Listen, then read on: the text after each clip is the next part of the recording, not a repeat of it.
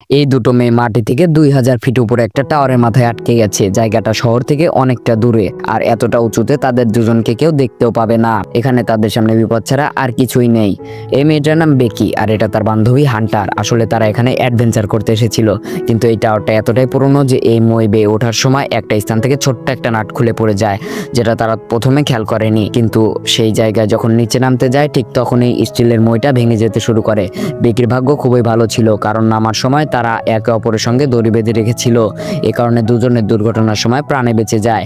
কিন্তু তারা এখন নিচে নামবে কিভাবে, এটাই হলো সব থেকে বড় সমস্যা। এই টাওয়ারের উচ্চতা এতটাই বেশি, যেখানে দুইটা আইফিল টাওয়ার একসঙ্গে করলেও এক হবে না। প্রথম প্রথম তারা খুবই রিল্যাক্স থাকে, কারণ ভাবে হয়তো কেউ না কেউ তাদেরকে বাঁচাতে অবশ্যই আসবে। তারা টাওয়ারের উপরে একটা বক্সে একটা ফ্লেয়ার গান আর একটা বাইনিকুলার পেয়ে যায়।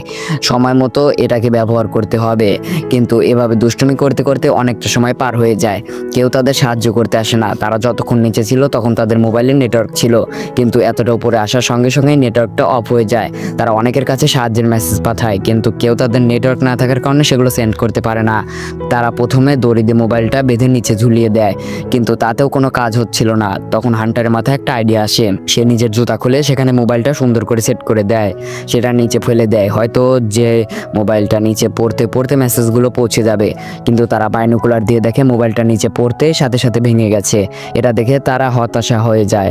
আর তারা ঠিক সন্ধ্যার আগ মুহূর্তে হঠাৎ বাইনোকুলার হান্টার দিয়ে দুইজন লোককে দেখতে পায়। তাদের দেখে তাদের প্রথমে আশা ফিরে আসে, কিন্তু এত উপর থেকে সাহায্যের ডাক তাদের কান পর্যন্ত পৌঁছাবে না। তাই তারা রাত হওয়ার অপেক্ষা করতে থাকে। রাতের বেলা সেই দুটো লোককে উদ্দেশ্য করে তারা ফ্লেয়ার গান ছুড়ে, আর ভাগ্যক্রমে সেই লোকগুলো সেটাকে দেখতে পায়। তবে দেখতে পেলেও তাদের কপাল খুব একটা ভালো ছিল না, কারণ এই দুইজন লোক ছিল আসলে চোর। তারা তাদের এরকম বিপদ দেখে উল্টা তাদের বিপদের সুযোগ নেয়। তারা বেকি আর হান্টারে গাড়ি নিয়ে পালায়। আসলে বিষয়টা অনেক হাস্যকর কিন্তু দুঃখজনকও। এরপরে এদিকে হান্টার আর বেকিকেও কিছু নিয়ে থাকে। এভাবে এই টাওয়ারের অল্প একটু জায়গার মধ্যে তারা 24 ঘন্টা কাটিয়ে ফেলে। এখন ক্ষুধায় আর তৃষ্ণায় তারা টিকে থাকতে পারছে না। তাদের কাছে পানি ছিল, সেটাও বেকির ব্যাগের মধ্যে ছিল।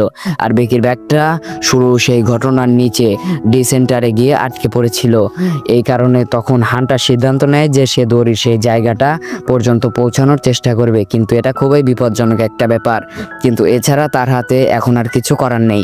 হান্টার ঠিক তেমনটাই করে, কিন্তু একদম শেষে শুধুমাত্র অল্প একটুর জন্য সে ব্যাগের কাছে পৌঁছাতে পারে না।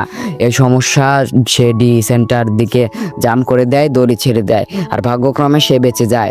ওপাশ থেকে নিচে তাকানোর পর সে বুঝতে পারে নিচের সিঁড়িগুলো ভেঙে পড়েছে, অর্থাৎ নিচে নামা এখন একদমই অসম্ভব। সে প্রথমে তার সেলফি স্টিক দিয়ে ব্যাগটা দড়ির সঙ্গে ঝোলায়, তারপর নিজে সেই ব্যাগটাকে ধরে ঝুলে পড়ে। কিন্তু একদম শেষ মুহূর্তে একটা ছোট্ট ভুলের কারণে তার হাত ফসকে যায়। এটা দেখে উপরে বেঁকে একদম ভয় পেয়ে যায়, কিন্তু কপাল ভালো ছিল শেষ মুহূর্তে হান্টার তার ব্যাগটা ধরে ফেলেছিল। খুবই কষ্টে বেঁকি তাকে উপরে টেনে তুলে নিয়ে আসে। তার সেটার মধ্যে থাকা ড্রোনের মধ্যে একটা সাহায্যের নোট লিখে শহরের দিকে পাঠিয়ে দেয়, কিন্তু মাঝপথে ড্রোনের ব্যাটারি শেষ হয়ে যাওয়াতে সেটাকে আবারও ফিরিয়ে আসতে হয়। এভাবে আরও একটা দিন পার হয়ে যায়। পরদিন বিক্রি টাওয়ারের একদম মাথায় উঠে যায়, কারণ একদম মাথায় ছোট্ট একটা লাইট জ্বলছিল, সেটা দিয়ে ড্রোনটাকে চার্জ করতে পারবে। খুবই কষ্টে অর্ধেকটা চার্জ করলেও একটা সময় বাজ পাখি তার উপর আক্রমণ করে। এতে তার ব্যাগটা নিচে পড়ে যায়, কিন্তু হান্টার সেটাকে ধরার চেষ্টাও করে না, যার কারণে বেকির নিচে এসে তার উপর অনেক রাগারাগি করতে থাকে। কিন্তু একটা সময় সে বুঝতে পারে যে আসলে যার সাথে রাগারাগি করছে সেটা সম্পূর্ণ তার কল্পনা। এতক্ষণ বেকি যে হান্টারটাকে দেখেছিল সেটা পুরোপুরি তার কল্পনা ছিল, কারণ সে তো ব্যাগ আনতে যাওয়ার সময় দুর্ঘটনার নিচে পড়ে মারা গিয়েছিল। নিচে তাকিয়ে সে তার বডিটাকেও দেখতে পায়। এতে সে আরও দুর্বল হয়ে পড়ে। তার মাথায় বারবার তার বাবার কথা আসতে থাকে।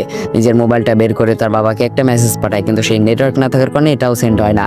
এবার তাকে কিছু একটা করতেই হবে।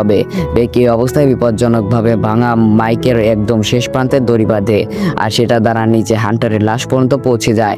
নিজের বান্ধবীর এই অবস্থা দেখে সে নিজেকে সামলাতে পারছে না। বড় বড় শকুনগুলো আন্ডার ডেড বডি মাংস ছিঁড়ে ছিঁড়ে খাচ্ছে।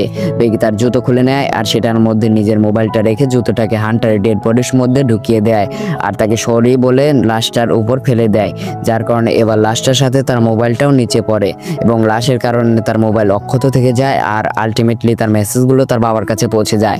মেসেজ পৌঁছানোর পর তার বাবা পুলিশ নিয়ে আসে আর বেকিকে উদ্ধার করা হয়। এমন একটা নির্মম সময় পার করার পর বেকি আবারও তার জীবন নতুন ফিরে পায়, কিন্তু সেই যাত্রায় হারাতে হয়েছিল তার সব থেকে প্রিয় বন্ধুকে। এবং এরই সাথে মুভির গল্পটা শেষ হয়। তো আজকের মতন বিদায় নিচ্ছি আমি তাহিদ হাসান ত্বকি। দেখা হবে অন্য কোনো সময় অন্য কোনো ভিডিওতে। ততক্ষণ বি সেফ, বি অ্যালার্ট।